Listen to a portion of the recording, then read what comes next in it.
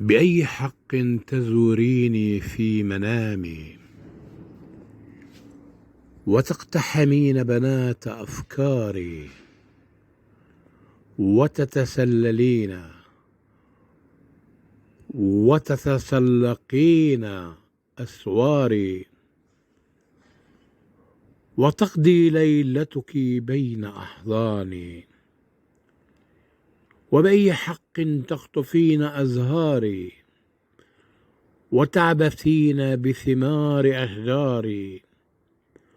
وبأي حق تبعثرين حروفي وكلماتي وتقلبين دفاتر أشعاري وتنثرين تبغي في سماء غرفتي وسيجاري؟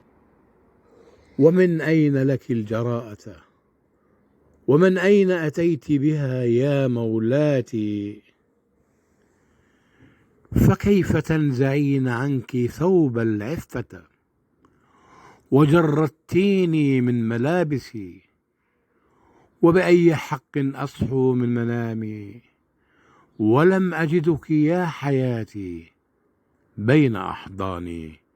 بقلم ديب على بتهوي.